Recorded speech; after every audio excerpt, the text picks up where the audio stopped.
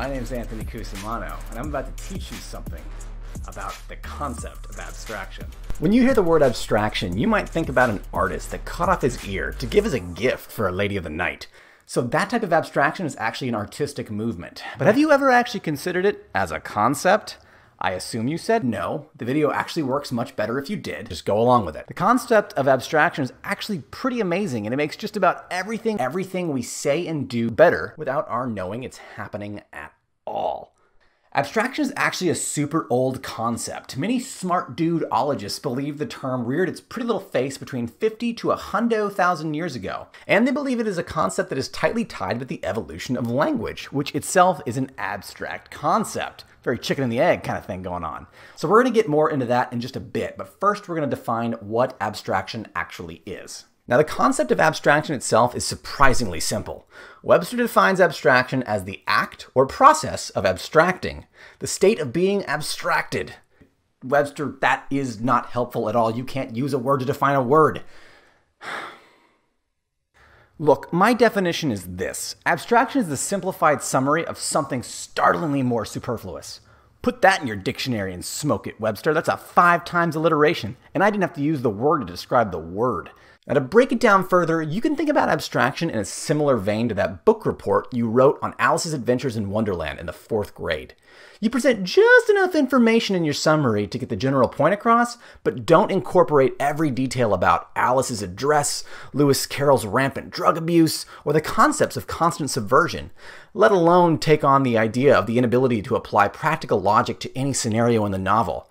What are we talking about again? Oh, it's right, book reports. Book reports allow you to abstract the concept of a lengthy novel into a 5-paragraph essay. Did you report on every detail in your 4th grade report? I should hope not. But did the reader understand the high-level concepts of Alice's adventure? I hope so, otherwise you would have gotten a bad grade. Let's get into a better example. So let's jump back into language for a second. Part of the reason that these concepts are so tightly tied is because the idea of language itself is an abstraction of more complex communication. Early humans used abstraction to create words for concepts and ideas that they couldn't otherwise express. Think about how you would tell someone that you have a headache without using the word head or ache. And even that itself is an abstraction of what is actually going on inside your head, if you call it that. Language abstraction is really just the first step into a larger world of abstract thinking. Many believe that language came about to become one of the first abstraction layers of communication. Every time we create a new word or phrase or definition, we're essentially abstracting these concepts into that new word, and it encompasses everything that came before it. And then there are computers, the ultimate thinking machines. Abstraction happens on so many levels when it comes to computers and computer science, it's impossible not to talk about it. The same way that humans used words and phrases and language to abstract communication, computers do a very similar thing. When the modern computer started out, developers literally had to punch ones and zeros into these big honking cards and feed them into a machine to program exactly what it could do. This became abstracted over time by creating more abstract programming languages, such as C, which allowed developers to write more understandable instructions without having to parse through potentially millions of ones and zeros. That's just insane to think that they did. Now, of course, this became abstracted further with the concept of object-oriented programming, which allowed developers to abstract concepts within languages themselves, taking a thing, wrapping it up into an object, and feeding that thing into an even other thing. Repeat this process over the next 50 or so years, and you get to today, where every language is an abstraction of another language, which is an abstraction of, you get the idea. The concept of abstraction has been a growth catalyst for the human race, and everything we do since the dawn of time. The idea of rolling up these concepts into a larger, summarized concept allows us to take what is good from the complex and feed it into something more manageable and simple. The same way a cell phone has effectively combined a camera, a computer, a gaming device, the internet, and a phone into one solid functional piece of tech, that is abstraction working on every cylinder. Now, I'd like to take the briefest of moments to talk a little bit about us.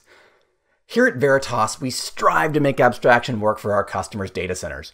Realizing data has become the driving force for every organization, but also the data center itself has become a mess of wires, hardware, and complexity. We came up with a way to abstract the problem.